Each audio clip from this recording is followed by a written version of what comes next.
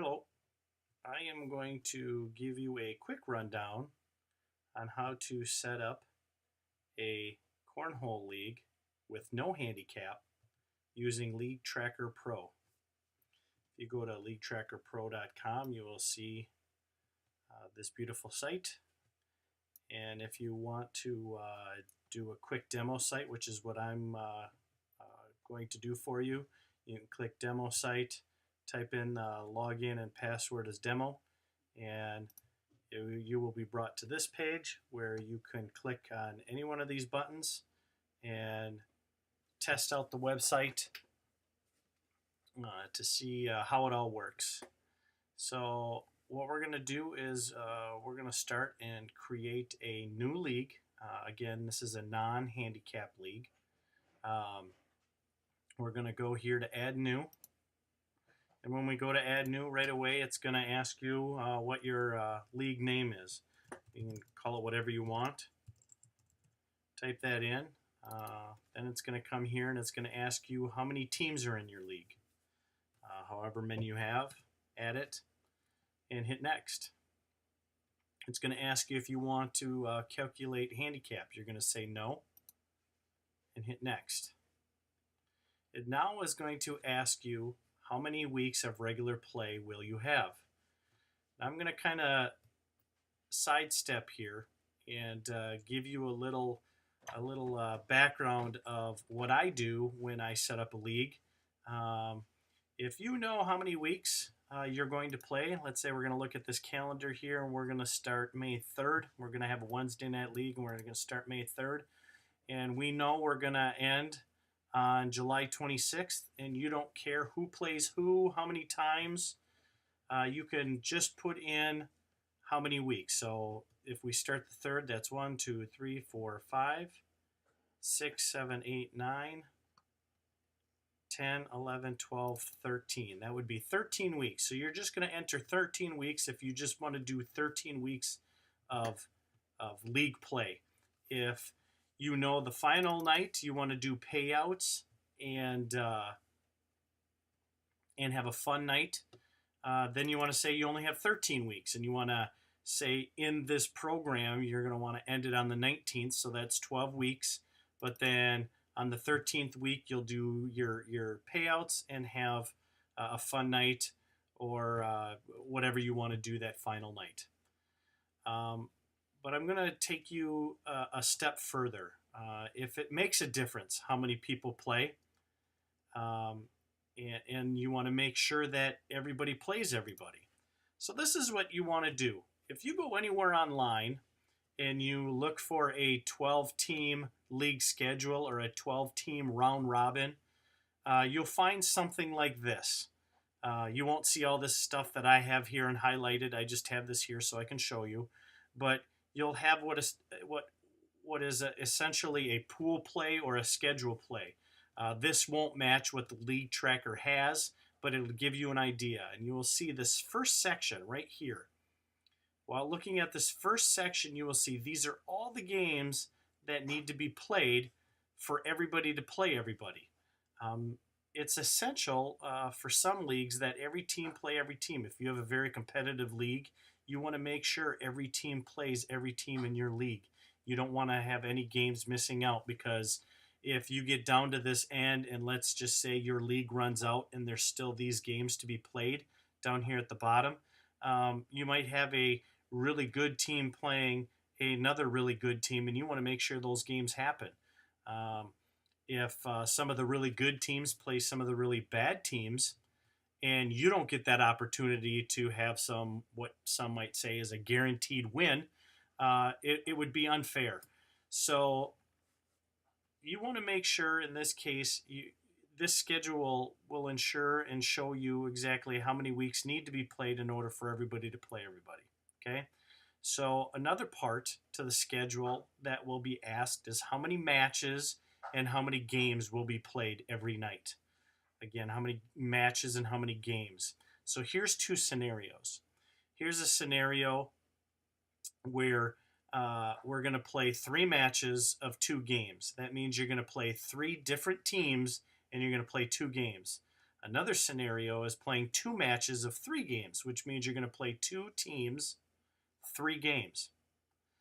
So in this scenario, again, here is a full round. If you were to play just one every week, games would go really quick, and you're going to want to play more than one team. That's the way I would do it and the way I would set it up. So here's a full round. So you will see that 3 matches or 3 teams. These are the 3 matches that would play every night. So team 1 would play team 2, team 3 would play team 4, so on and so forth. So that would be the first match. Then once this first match is done, then you'd move on to the second match, and then on to the third match. So right here is one full night. May 10th of regular season play would be these 3 matches of the teams playing other teams. So what I've done here, and you can print this out. You can go, like I said, to any website and find this, and you can print it out and jot this down. I've just tried to make it pretty for you to look at. But here I did May 10th, 17th, every week. If you want to go back again and look at the calendar, I started the league on May 10th, 17th, 24th. I went through and I wrote down 3 times all the way down, and you will see I end up down here where I get to the end, which is July 12th, and you will see I have these 3 games that are not being played. My end of the season ends here. I actually do some playoffs, and I'll talk about that here in a second. But here's where it ends, and I wouldn't have the extra night with the playoffs, so I have these games that are unplayed. What I'll do is I will print off these cards and leave them out for teams to play throughout the season, so that way those games are played. So let's say on May 10th, Team 2 plays their 3 matches, and it goes really quick. Well, they can come down here, and Team 2 can see they got to play Team 11, or they've got to play Team 7, or they have to play Team 5. Well, if any one of those teams are sitting out, they'll grab their card, which I'll show you later on, and they'll just play it. I always tell teams at the beginning of the season that there will be 3 extra games that need to be played by July 12th. If they don't play those games, they lose them and the other team will get the points.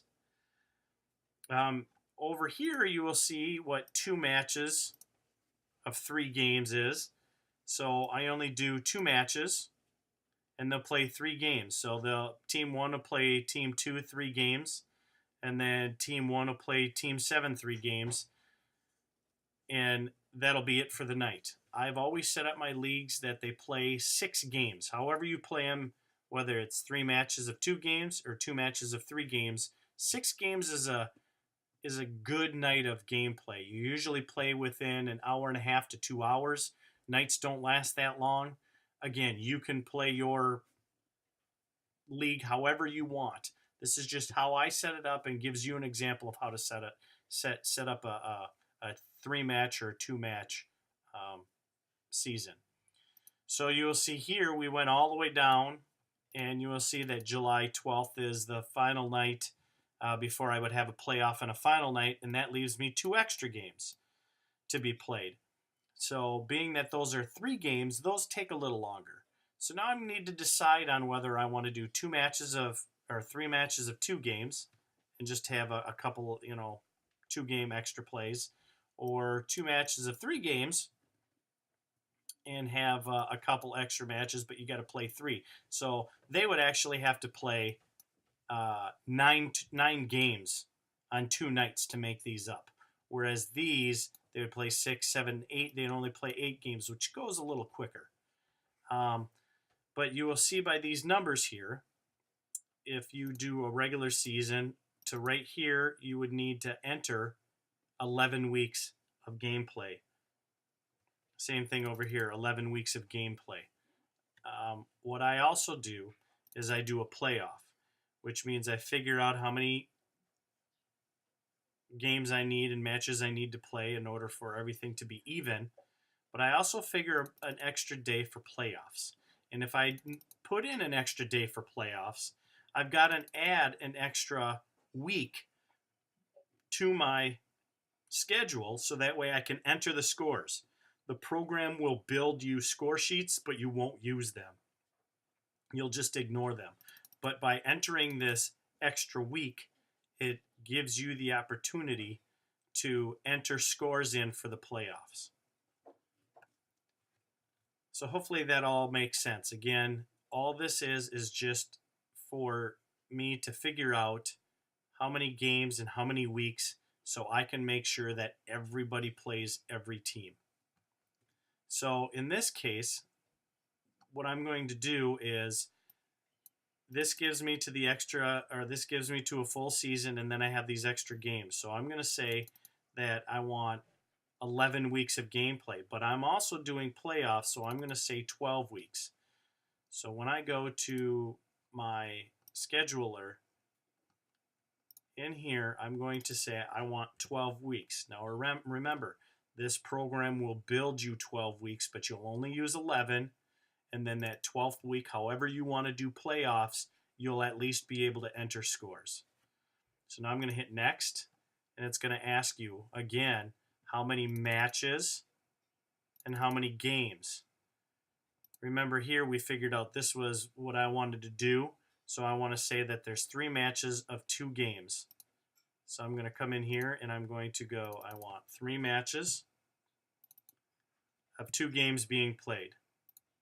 Now I'm going to create the league.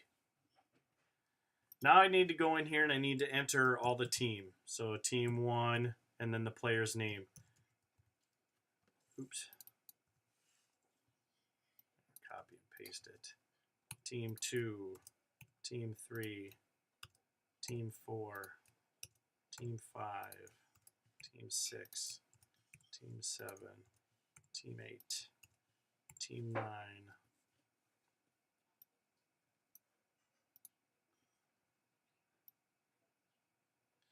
I wonder if I put in how many teams. Team 10, team 11. Oops, I messed up. And that's the other nice thing about this program. Even if you put in a team name, if somebody comes back later and tells you that they want to update their team name, or they a partner drops out halfway through the season and they end up picking up another partner, you can always come in here and update the information. It's always nice to have all the teams and their partners in here so that way people can find them. So in here we'll just type in Mike and Andrew, but you can type in all the players' names all the way through. So come down here, you hit save, and now here's your summer league schedule. And at this point, you're going to hit create schedule. When you create schedule, it'll automatically dump in all the weeks. So you will see here week 1, team 8 plays team 1, team 7 plays team 16, so on and so forth. So this just tells you right here who's playing who every week and what the matches are. So match 1, team 8 will play team 1 2 games. And then if you come down here and team 8 needs to see who they play next, they play team 6 2 games. And then team 8 will play team 4 2 games. And then their night will be over. So then you can come back here to dashboard. And in the dashboard, you have your schedule, which is what we just looked at, the place where you can enter scores and print out your scorecards, the stats of what happens every week. If you need to edit anything, you can come in here and hit edit, or if you just want to delete this whole summer league, you can do it right here. We'll go into enter scores, and for the first week, we need to print the scorecards. So let's hit print scorecards. What will happen is it'll download. And then I'm going to open it here so you can take a look at the scorecards.